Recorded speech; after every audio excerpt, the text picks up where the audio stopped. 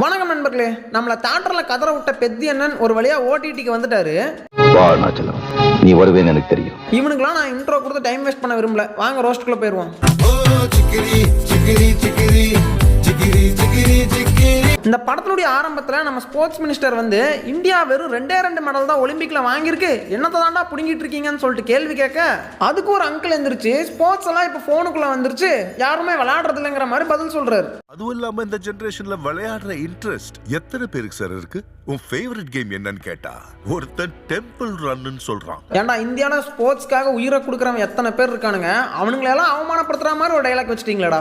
அப்போ நான் என்ன உள்ள கேவலமா போயிட்டேனா? அப்பதான் அந்த மினிஸ்டர் உங்க பசங்களே ஸ்போர்ட்ஸ் விளையாடுறதுக்கு லாய்க்கு இல்ல, நீங்க எல்லாம் வந்து நீங்க உட்காந்துருக்காடான்னு சொல்லிட்டு முடிக்கி விட்டுறாரு. அப்படியே சோகத்துல வெளியே போயிட்டு இருக்கக்கூடிய நம்ம அங்கிள் திடீர்னு ஒரு இடத்துல கூட்டம் கூட்டமா பசங்க எல்லாம் ஸ்போர்ட்ஸ் விளையாடுறத பாக்குறாரு.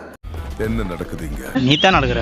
இப்ப அந்த பசங்க கிட்ட எல்லாம் போயிட்டு உங்க ஃபேவரட் பிளேயர் யாரு அப்படின்னு சொல்லி கேட்க, அங்க எல்லா ஸ்போர்ட்ஸ் பிளேயர்ஸுமே என் ஃபேவரட் பெத்திங்கறானுங்க. என் ஃபேவரட் கிரிக்கெட்டர் பெத்தி சார், என் ஃபேவரட் ரெஸ்லர் பெத்தி சார், என் ஃபேவரட் ரன்னர் பெத்தி சார். அங்கிள் உங்களுக்கு பெத்தி பத்தி தெரியல, அவர் வெறும் ஸ்போர்ட்ஸ் மட்டும் விளையாடல, ஒரு பொண்ணோட வாழ்க்கையில வேற விளையாடி இருக்காரு. இப்ப நான் சொல்றேன் பாரு, என் ஃபேவரட் காஜு பெத்தி சார், என் ஃபேவரட் கஞ்சா குடுக்கி பெத்தி சார், 1 நம்பர் காம கொடூரன் பெத்தி சார், இப்படி இன்னும் நிறைய ஸ்போர்ட்ஸ் அவர் விளையாடி இருக்காரு அங்கிள். இப்பதான் நம்ம அங்கிள் போயிட்டு என்னையா எல்லாம் பெத்தி பெத்திங்கிறானுங்க, யாரா அந்த பெத்தின்னு சொல்லி கேட்க, நீங்க உட்கார்ந்து இருக்க கல்லு பேர் கூட பெத்தி தான் சார். ஏன்பா இங்கதான் அவன் பேண்ட் வச்சானா அப்படின்னு சொல்லிட்டு நம்மால் கேட்க, இல்ல சார் இந்த கல்லுல தான் அவர் 6 அடிப்பாருங்கிற மாதிரி சொல்லுவான். இந்த கிரவுண்ட்ல இருந்து அடிச்சா பால் இங்க தானே விழும். அவன் அடிச்சது இந்த கிரவுண்ட்ல இருந்து இல்ல சார், அந்த கிரவுண்டு, அந்த கிரவுண்டு, அந்த கிரவுண்டு, 3 கிரவுண்டுக்கு அந்த பக்கம் இருந்து அடிச்சான் சார். பக்கத்து கிரவுண்ட்ல இருந்து அடிச்ச 6 இங்க வரும் அப்படின்னு சொல்லியிருந்தா கூட கொஞ்சம் டீசென்ட்டாவாச்சு இருந்திருக்கும்டா. ஆனா என்னடா டைலாக் இது, 3 கிரவுண்டுக்கு அந்த பக்கம் இருந்து அடிச்சான் சார். டேய் என்னடா டயலாக் இது? எவன் எழுதி கொடுத்தானே அது இப்படி பேசிட்டு போறான்? குட்டா வீட்ல இருந்து அடிச்சான்னு சொல்லுவானுங்க போல. ஆனா எனக்கு இந்த இடத்துல ஒரு டவுட் நண்பர்களே, அவன் 6 அடிச்சாவே 3 கிரவுண்ட் தள்ளி வருது, அப்ப வேற ஏதாவது அவன் அடிச்சான்னா? இப்ப நம்ம அங்கிள் பெத்தியை பத்தி தெரிஞ்சுக்கணும்னு சொல்ல, பெத்திய பத்தி தெரிஞ்சுக்கிடணும்னா கார்ல போக கூடாது சார், கால் வலிக்க நடந்து போகணும். சொன்னா தெரிய போகுது, நடந்து போயாதான் தீரணுமா? இப்ப நடந்துட்டே பிளாஷ்பேக் ஓபன் பண்றாரு அந்த பெரியவர். பிளாஷ்பேக்ல கிரிக்கெட் டோர்னமெண்ட் நடக்குது, அங்க நம்ம பெத்தி ஏலத்துக்கு எடுக்கிறதுக்காக வந்திருக்கானுங்க. 601 ரூபாய்க்கு ஆட்டுக்குழி பெத்தி அள்ளிட்டு போயிட்டாங்க.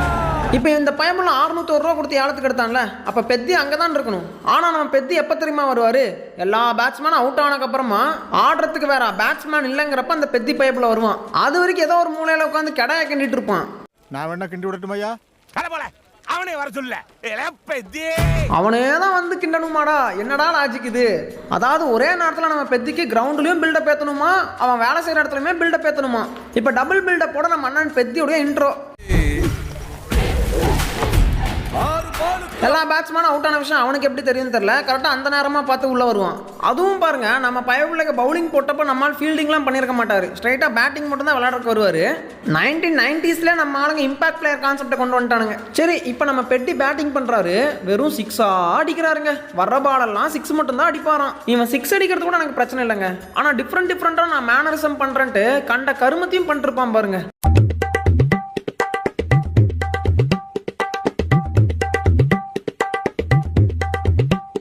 சத்தியமாவே என்னால முடியலடா, இப்படிலாம் பண்ணா மாசா இருக்குன்னு யாரா சொன்னது? பேட்டை சுத்த விட்டு ஒரு ஷாட் ஆடுறான், தடிக்கு விழுகிற மாதிரி ஒரு ஷாட் ஆடுறான். இதை பாருங்க,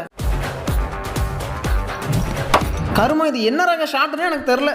இதெல்லாத்தையும் கூட விடுங்க, அந்த டீம் கேப்டன் வந்து ஃபினிஷிங் ஷாட் நான் தான் அடிப்பேன்னு சொல்லுவான் பாருங்க. அப்ப நம்ம ஆள் ஒன்று பண்ணுவாரு பாருங்க. பொதுவா பால் வந்து நம்ம கிட்ட வந்தக்கப்புறம் நம்ம அடிப்போம், ஆனா நம்ம ஆள் அப்படிலாம் கிடையாது, பால் கிட்டே இவர் போயிடுவாரு. பவுலர் இப்பெல்லாம் லூசு மாதிரி ஒருத்தர் இறங்கி வந்தான்னா பேசாம வைடு போட்டு ரன் அவுட் பண்ண வேண்டியதானே. நாட்டுல எவனுக்குமே விவரம் பத்தலடா. இப்ப நம்ம பெத்தியானோட டீம் ஃபைனலா ஜெயிச்சிருச்சு. அப்படியே சாங்குக்குள்ள போயிடுறாங்க. இந்த பாட்டுல அந்த ரை ரை ராராங்கிற வார்த்தையை தவிர வேற எந்த வார்த்தை எனக்கு புரியல. உங்களுக்கு ஏதாவது புரிஞ்சுதா என்ன? ஐயோ எனக்கு ஒண்ணுமே புரியல. ஐயா ஏஆர் ரஹ்மான் அவர்களே, இது உங்க பாட்டு தானா? இந்த பாட்டுக்கு நடுவுல நம்ம ஆள் வந்துட்டு மறுபடியும் வேலை செய்யறதுக்கு போயிருவாரு. அப்ப அந்த ஓனர் ஒன்னு சொல்லுவான் பாருங்க, கொஞ்சம் லேட்டா வந்திருந்தா 10 டன் சரக்குல அம்புட்டம் பாலா போயிருக்கும் தெரியுமா? அதாவது 10 டன் சரக்கு வேஸ்டா போனாலும் போகட்டும் விட்டுருவாராம். ஆனா இந்த பயப்புல வந்துதான் கிண்டணுமாமா. மனசாட்சி எதனா இருக்காடா உங்களுக்கு? யாரா இவனுங்க? எங்கிந்திரா வந்துக்கிறானுங்க வரக அப்புறம் இப்பதான் நம்ம பெத்தி எந்த அளவுக்கு காஜா நாள் அப்படின்னு காட்டுறதுக்குமே ஒரு சீன் வச்சிருக்கானுங்க. என்னன்னா தான் அம்மா வந்துட்டு தனக்கு கல்யாணமே பண்ணி வைக்க மாட்டேங்கிறாங்களாம். அதனால ஒரு டைலாக் ஒன்று சொல்லுவார் பாருங்க. பொண்ணா இருந்தா போதும், கிழவியா இருந்தாலும் தாலி கட்டுதே. அவ்வளவு வெறி மாப்பிளைக்கு. இப்ப இந்த பக்கம் நம்ம ஆள் விளக்க அணைக்க, அந்த பக்கம் விளக்க ஆன் பண்ணிக்கிட்டு ஒரு அம்மா வராங்க. அந்த அம்மா ஆக்சுவலா எதுக்கு தெரியுமா வந்திருப்பாங்க? காட்டை கொளுத்துறதுக்காக தான் வந்திருப்பாங்க. அப்படி வர்றவங்க வீட்டுல இருந்தே ஒரு துண்டு கிண்டு ஏதாவது எடுத்துட்டு வர வேண்டியதானே. ஆனா அதெல்லாம் விட்டுட்டு தான் தாவணியை அவுத்து அதை தீப்பந்தமா மாத்தி தான் கொளுத்தி விடுவாங்களாம். அதாவது இப்ப அந்த அம்மா வந்து சேலையை அவுத்து கிளாமரை காட்டணும். அதை சும்மாலாம் காட்டினா நல்லா இருக்காது இல்லையா? அதனால அதுக்கும் ஒரு லாஜிக் வச்சிருக்கானுங்க. இப்படி சேலையை வைக்கிறதுக்கு கூட ஒரு லாஜிக் கிரியேட் பண்ண ஒரு படத்தை இப்ப தாண்டா பாக்குறேன். அதுல பெரும் படுறதுக்கு ஒண்ணு இல்லைண்ணா. வரக அப்புறம் அடுத்த நாள் அந்த அம்மா ஊருக்குள்ள உட்காந்துட்டு ஐயோ என் காட்டை எரிச்சு போட்டானுங்கன்னு அழுதுகிட்டு இருக்க. அப்ப வராரு நம்ம பெத்தி. வந்தவர் அந்த பொண்ணை பாக்குறாரு. வெறும் காம பார்வையாவா பாக்குறாரு நண்பர்களே. உங்க கண்ணுல ஒரு காம வெறிய பார்த்தேன் சார். அப்ப நம்ம ஹீரோயினை பார்த்து ஹீரோ ஒன்னு சொல்லுவாரு பாருங்க. ஒரு வாட்டி விட முடிச்சிடும் நம்மள கீழே கொண்டு போடுவானுல. ஏண்டா வழக்கமா பார்த்த உடனே லவ் தான்டா வரும். இப்ப என்னடா பார்த்த உடனே மேட்ருங்கிற, பார்த்த உடனே ஒரு பொண்ணு கூட ஜல்சா பண்ணுங்கிறான். இப்படிப்பட்ட ஒரு ஹீரோ கேரக்டரை இது வரைக்கும் நான் பார்த்தலடா. நீ ஒரு காம கொடூரன், அஞ்சரைக்குள்ள வண்டி. வரக அப்புறம் அதுக்கப்புறம் அந்த அம்மா வந்து வீட்டுல தனியா இருக்கிறப்போ உள்ள பூந்து கரண்ட் ஆஃப் பண்ணி முத்தத்தை கொடுத்துட்டு வந்துடுறாரு ஹீரோ. எவ்வளவு கேவலமான ஒரு ஆம்பளையா இருந்தா ஒரு பொண்ணு தனியா இருக்கிறப்போ வீட்டுல போயிட்டு அவளுக்கு கிஸ் அடிச்சுட்டு வருவேன். இது வந்துட்டு அந்த படத்தோட ஹீரோ பண்றாரு. இப்ப ஹீரோ கிஸ் அடிச்சிட்டாரு இல்லையா, உடனே ஒரு பாட்டு. ஒரு வெண்ணிலா துண்டு அது பக்கமா கண்டு. ஆக்சுவலா தியேட்ரிக்கல் வெர்ஷன்ல இந்த இடத்துல தான் அந்த பாட்டு இருந்துச்சு. ஆனா ஓடிடில இதே மாதிரி விட்டா என்ன மாதிரி எவனோ ஒருத்தன் உட்காந்து கலாய்ச்சிருவான் அப்படின்னு சொல்லிட்டு பிளேஸ்மெண்ட்டை மாத்தி போட்டு ஓடிடில விட்டுருக்கானுங்க. மாத்திட்டோம். பாத்துறீங்களா பாருங்க. நீ என்ன பண்ணாலும் என்கிட்ட இருந்து தப்பிக்க முடியாதுடா. ஓடவும் முடியாது, ஒளியவும் முடியாது. வரக அப்புறம் இப்ப அடுத்த சீன்ல நம்ம ஹீரோயின் அம்மா ஊர்ல ஸ்பீச் கொடுக்க எதிர்கட்சிக்காரனுங்க அந்த அம்மா பாவாடை அவுத்து விட்டுறானுங்க. சரியான நேரத்துல நம்ம பெத்தி டென்ட்டை கட் பண்ணி விட்டு காப்பாத்திடுறாரு. அதுக்கப்புறமா அதை பண்ணவனுங்களை போயிட்டு அடிச்சிட்டு இருக்காரு நம்ம பெத்தி. ஏன்னா இவனுங்க பண்ணதை அயோக்கியத்தனம்ட்டு போட்டு அடிக்கிறியே, போன சீன்ல தான்றா நீயும் அதே அயோக்கியத்தனத்தை பண்ண. அந்த பொண்ணுக்கு தான்றா நீயும் கிஸ் அடிச்ச. இப்ப ஏதோ உத்தம மாதிரி வந்து சண்டை போட்டுக்கிற, வெக்கமா இல்ல? டேய் உனக்கு வெக்கமே இல்லையாடா? இப்ப அந்த ஃபைட் சீன்ல வரக்கூட சில மூவ்ஸ் எல்லாம் கொஞ்சம் பாருங்களேன்.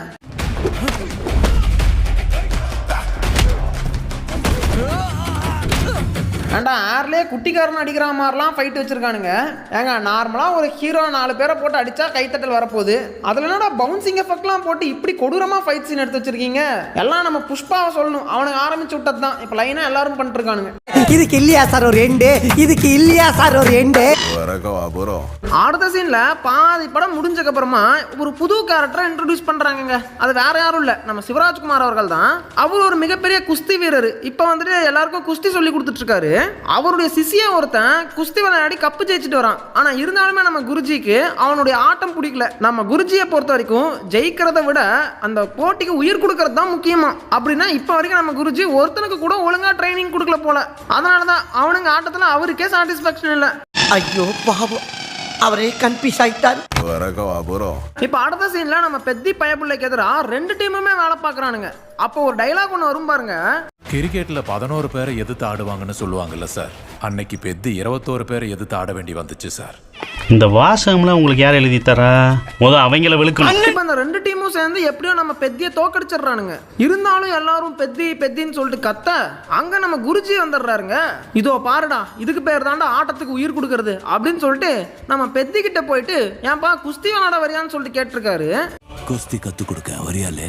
ஐயா குருஜி அவர்களே, அதான் உங்ககிட்டே அத்தனை பசங்க இருக்காங்களே, அவங்களெல்லாம் ரெடி பண்ணலாமே. அதை விட்டுட்டு சம்மந்தமே இல்லாம கிரிக்கெட் விளையாடுறவங்க கிட்ட போயிட்டு குஸ்தி விளையாட வரியான்னு சொல்லிட்டு கேட்டிருக்காரு. வரக அப்புறம் இப்போ அடுத்த சீன்ல ட்ரெயினை நிப்பாட்டுறேன்னு சொல்லிட்டு நம்ம ஜெகபதி பாபு அண்ணன் ட்ரெயின் தண்டவாளத்துல நின்று செத்துறாரு.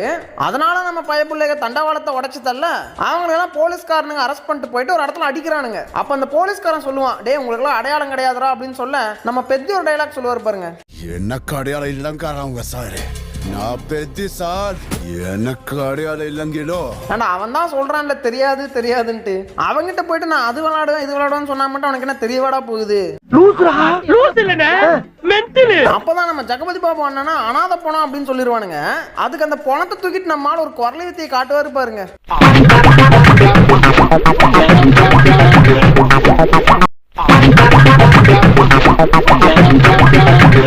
டேய் அது போனாமா இல்லை ஏதாவது பொட்டலமாடா அதை தூக்கிட்டு இந்த சுத்துறேன். இப்போ அந்த போலீஸ்காரனுங்க பிளாக்மெயில் பண்ணி நம்ம பெத்தியை பிடிச்சிடுறாங்க.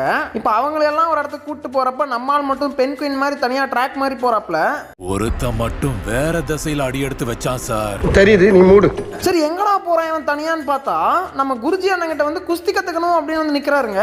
அப்ப எல்லாரும் சேர்ந்து நம்ம ஆளை வரவிடாம தடுக்க அவங்க எல்லாரையும் தள்ளி விட்டுட்டு நம்ம ஆள் நடந்து வருவாரு. டேய் இது ராஜா சாப்ல வந்த டெலிட்டட் சீன்ரா. அவங்க டெலிட்டட் சீன்ஸ் எல்லாம் ஓடிடில சேர்த்துட்டானுங்கிற விஷயம் இவனுங்களுக்கு தெரியல போல. அதனால அந்த சீன் இவனுங்க வச்சு விட்டுருக்கானுங்க. அப்பதான் எல்லாரும் சேர நம்ம பெத்தி மேல விழுக நம்மளால கையை மட்டும் தூக்கி காட்டுறாரு. டேய் அவன் முடியலன்னு சொல்லிட்டு கதறிட்டு இருக்கான்டா, போய் காப்பாத்துங்கடா. இப்ப அந்த இடத்துல ஆட்டம் மாறுகிறதுன்னு போட்டு இன்ட்ரோல் பிளாக் விடுறானுங்க. இப்ப அடுத்த சீன்ல நம்ம பெத்தி குஸ்தி கத்துக்கலாம்னு சொல்லிட்டு வந்தா நம்ம குருஜி என்ன சொல்றாரு, தம்பி குஸ்தில அப்புறம் கத்துக்கலாம், போயிட்டு மூட்டை தூக்கு அப்படின்றாரு. டேய் டேய் டேய் இது கராத்தே கிட் படத்துல வர்ற சீன் தானே. ஜெக்கெட்ட போடு,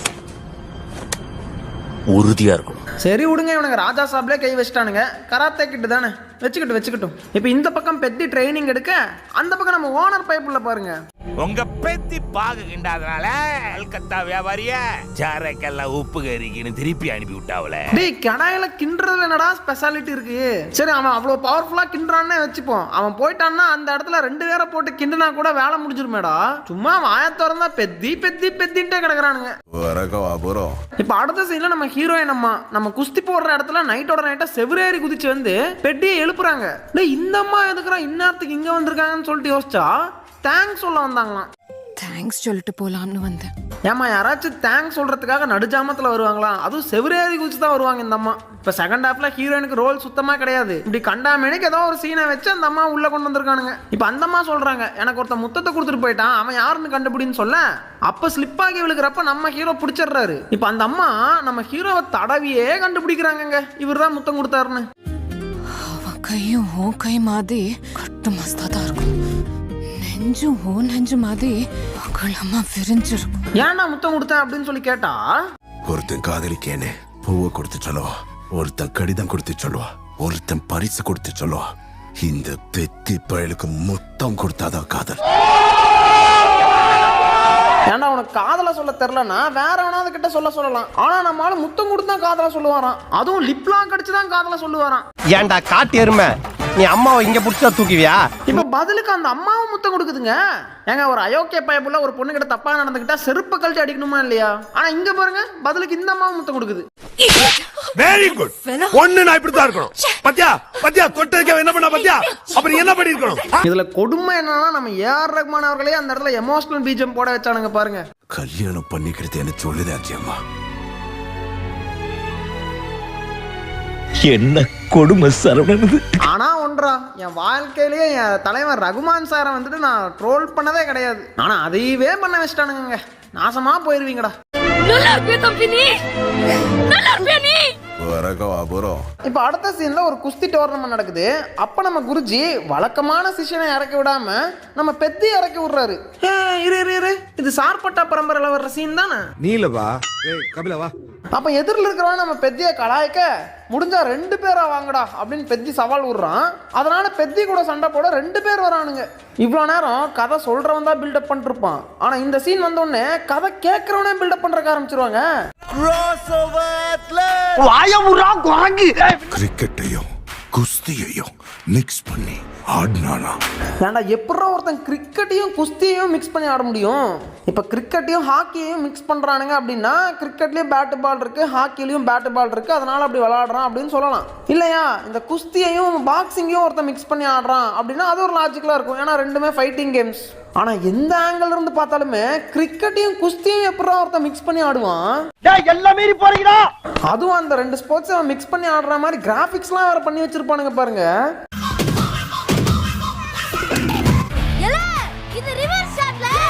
தம்பி இதுல என்னடா ரிவர்ஸ் ஷாட்டை பார்த்தேன், அவன் ஆடினது முதல் கிரிக்கெட்டே இல்லடா, அவன் கண்ண மேனுக்கு என்னத்தையும் ஆடிட்டு இருந்தான்டா. இது நம்ம பெத்தியோட ஷாட்ல. என்னடா பெட்டி ஷாட்டுங்கிறீங்க? ஆக மொத்தத்தில் அவன் கிரிக்கெட்டும் ஆடல குஸ்தியும் ஆடல, அவன் பாட்டுக்கு ஆடிட்டு இருக்கிறான். என்னடி இது? அடுத்த சீன்ல நம்ம ஹீரோயின் அம்மாவை பொண்ணு பார்க்க வராங்க. அந்த விஷயம் தெரிஞ்சு நம்ம பெட்டி சைக்கிள் எடுத்து அழுத்தி பிடிச்சிட்டு வந்து வீட்டுக்குள்ளேயே நுழைஞ்சிடறான். அப்ப அவங்க அப்பனை பார்த்து ஒரு விஷயத்த சொல்லுவான் பாருங்க. இந்த ஓட்டு இல்லாத வந்து அவங்க பொண்ணு உதட்டுல முத்தம் கொடுத்தான்னு இதுக்கு மேல ஒரு பொம்பளை பொறுக்கிய நியாயப்படுத்தவே முடியாதுங்க. அவ்வளோ கேவலமா சீன் எடுத்து வச்சிருக்கானுங்க. இப்போ நம்ம பெத்திய டிஸ்ட்ரிக்ட் லெவல்ல ஆடுறதுக்காக நம்ம குருஜி வந்துட்டு அனுப்புறாரு. அந்த விஷயத்தை நம்ம அங்கிள் கேட்டவொடனே என்ன ரியாக்ட் பண்றாருன்னு பாருங்க. ஸ்டேட்டுக்கு மட்டும் ஆடல சார், அவன் நாட்டுக்காகவே ஆடினா. நேஷனல்ஸ்ல ஆடினானா? ஏன்னா நீ எல்லாம் ஸ்போர்ட்ஸ் கமிட்டில இருந்து வர ஒருத்தன் ஒலிம்பிக்ஸ்ல போயிட்டு நேஷனல் லெவலுக்கு ஆடி இருக்கான். அந்த விஷயம் கூட தெரியாம ஸ்போர்ட்ஸ் கமிட்டில இருந்து வராராமா. சரி, இப்போ நம்ம பெத்தி நேஷனலுக்கு செலக்ட் ஆயிட்டான் இல்லையா, உடனே ஒரு ஐட்டம் சாங். இந்த தெலுங்கன்ஸை பொறுத்த வரைக்கும் ஐட்டம் சாங் வச்சே ஆகணும். அதுவும் இந்த படத்தோட ப்ரொடியூசர் யாரு, நம்ம புஷ்பா படத்தினுடைய டேரக்டர். இந்த ஐட்டம் சாங்கை வச்சே புஷ்பா படத்தை ஓட்டினானுங்க. அந்த மாதிரி இந்த படத்துல ஒரு ஐட்டம் சாங்கை வச்சு விட்டா இதுவும் ஓடிருன்னு நினைச்சு தப்பு கணக்கு போட்டு வச்சிருக்கானுங்க. சரி, இப்போ ஐட்டம் சாங்னா நம்ம ஸ்ருதிஹாசன் அவர்களை டான்ஸ் ஆடுறதுக்காக கூப்பிட்டு வந்திருக்காங்க. அவங்க ஆடுறாங்க ஓகே, ஆனா ஹீரோயின் அம்மா அவுத்து போட்டு போய் ஆடுது. இந்த அம்மா எதுக்குறா வந்து ஆடுதுன்னு சொல்லிட்டு தெரியல. ஆக மொத்தத்துல ஐட்டம் டான்ஸ்னு ஆகி போச்சு. எதுக்கு ஒருத்தங்களை மட்டும் ஆட விட்டு எல்லாரும் போய் ஆடுங்கிறாங்கிற மாதிரி அனுப்பிச்சு விட்டானுங்க. நீ மாத்திரம் வந்து ஆடு, அடுத்த எலெக்ஷன்ல உன்னை மந்திரியாக்கி காமிக்கிறமா காமிக்கலான்னு வந்து பாரு. என்னதான் கோடி கணக்கில் போட்டு நம்ம ஆளுங்க படம் எடுத்தாலும் கடைசி வரைக்கும் இந்த ஐட்டம் சாங்க நம்பி ஏதாங்க இருக்கானுங்க. இப்ப நம்ம குருஜி அவனாவது பெத்திய ஜெயிச்சு காட்டுங்கடான்னு சொல்லிட்டு சவால் விட, நம்ம குருஜியுடைய பழைய பகையாளி ஒருத்தன் அவனுடைய சிஷ்யனை கூப்பிட்டு வந்து நான் ஜெயிச்சு காட்டுறேன்ட்டு வரான். அப்பதான் நம்ம குருஜியுடைய பழைய சிஷ்யன் ஒருத்தர் இருப்பான்ல, அவன் பெத்தி காலை உடச்சு விட்டுறான். அப்பதான் அந்த பயபுள்ள பாயிண்ட்ஸ்ல லீடிங்ல இருக்க நம்ம ஆளு கடைசி ஒரு நொடி இருக்கிறப்போ அந்த பயபுள்ள ஏர்ல தூக்கி போட்டு அதிக பாயிண்ட்ஸ் எடுத்து வின் பண்றான். இது என்ன தங்கல் படத்தோட கிளைமேக்ஸ் எடுத்து வச்சிருக்கீங்க? ஏண்டா கராத்தே கிட்டு சார்பட்டா பரம்பரை, இப்ப என்ன தங்களா? ஒரு ஸ்போர்ட்ஸ் படத்தை எடுக்க சொன்னா 9 ஸ்போர்ட்ஸ் படம் எடுத்து வச்சிருக்கானுங்க. 9 பொண்டாட்டி கேக்குதா? சரி, என்னதான் குஸ்தியில ஜெயிச்சிருந்தாலும் நம்ம ஆளுக்கு கால் உடஞ்சு போயிடுது. அதனால இனிமே குஸ்தி ஆட முடியாதுன்னு சொல்லிட்டு டாக்டர் சொல்லிடுறாரு. இருந்தாலும் ஸ்போர்ட்ஸை விடக்கூடாதுன்னு சொல்லிட்டு நம்ம ஆள் என்ன பண்றான்னு தெரியுமா, ட்ரெயின்ல போகும்போது காலை வெளியே நீட்டி காலை உடச்சிக்கிட்டு மாற்றுத்திறனாளியா மாதிரி ஸ்போர்ட்ஸ் விளையாடுறாராம். ஆனா அவனுக்கு கால் அடிபட்டுருச்சா, ஸ்போர்ட்ஸ் விளையாட முடியாதுன்னு சொல்லிட்டாங்களா? அப்ப இண்டோர் கேம்ஸ் எத்தனையோ இருக்கேடா. இந்த செஸ் இருக்கு, கேரம் இருக்கு, இந்த மாதிரி எதனா இண்டோர் கேம்ஸ் விளையாடி ஜெயிக்கலாம்ல. ஐயோ மகனே, அத பத்தி யோசிக்கவே இல்லையே. ஆனா எந்த கிறுக்குனாவது தான் காலை தானே உடைச்சுப்பானாங்க. ஆனா இந்த கிறுக்கம் பண்ணுவோம். சரி, இப்ப நம்மால் ஓட ஆரம்பிக்கிறாரு. பின்னாடி ட்ரெயின் வருதுன்னு நினைச்சுக்கிட்டே ஓடுறாரு. ஒழுங்கா ஓடி இருந்தா கூட ஓடி இருக்கலாம். ஆனா கண்டதையும் நினைச்சிட்டு ஓடி தடுக்கி விழுந்துடுறாருங்க. இவரை தாண்டி எல்லாரும் 1 கிலோமீட்டர் முன்னாடி போயிடுவானுங்க. அதுக்கப்புறமா மெல்லமா எந்திரிச்சு மறுபடியும் முதல்ல இருந்து ஆரம்பிச்சு அவங்க எல்லாரையும் தாண்டி வந்து ஜெயிப்பாராம். டேய், இந்த மாதிரி சீனெல்லாம் இன்னுமாடா இத்து போகாம இருக்கு. இது ரொம்ப பழசா இருக்கியா? நேற்று நைட்டு நான் பல லாங்குவேஜ் படம் பார்த்துட்டேன். எல்லா படத்துலயும் இந்த சீன் வருது. அங்கேயே மெடலை வாங்கிட்டு எமோஷனலா பேசி ஊருக்கு ட்ரெயினை கொண்டு வந்துடுறாரு. அன்னையில இருந்து அவங்க ஊர்ல ட்ரெயின் நிக்குது. உடனே நம்ம பசங்களை பாருங்க, ட்ரெயின் மேல ஏறி நின்று மாலை போட்டு பூசை பண்ணி கலாடா பண்றதுக்கு ஆரம்பிச்சிட்டானுங்க. இந்த மாதிரிலாம் பண்ணுவானுங்கன்னு சொல்லிட்டு அவங்க ட்ரெயினே இவ்வளவு நாள் நிப்பாட்டிலேட்டு இருக்குது. சரி, ஓகே நண்பர்களே, ஒரு வழியா படத்தை முடிச்சிட்டானுங்க. அண்ட் வீடியோவும் லென்த்தா போறதுனால இத்தோட இந்த ரோஸ்ட்டை நான் நிப்பாட்டிக்கிறேன். என்னதான் இந்த படம் மோசமா இருந்தாலும் நம்மள மாதிரி யூடியூபர்ஸ்க்கெல்லாம் பயங்கரமான ஒரு கண்டென்ட்டா இந்த படம் அமைஞ்சிருக்கு. இந்த மாதிரி ஒரு காவியத்தை எடுத்து என் வயிற்றுல கஞ்சியை ஊத்துன இந்த டேரக்டருக்கு ரொம்ப நன்றி. 100 ஆண்டு காலம் வாழ்க. சரி, ஓகே நண்பர்களே, வேற எந்த படங்களை எல்லாம் ரோஸ்ட் பண்ணலாம்னு சொல்லிட்டு மறக்காம கமெண்ட்ல சொல்லுங்க. உங்களை நான் அடுத்த வீடியோவில் சந்திக்கிறேன்.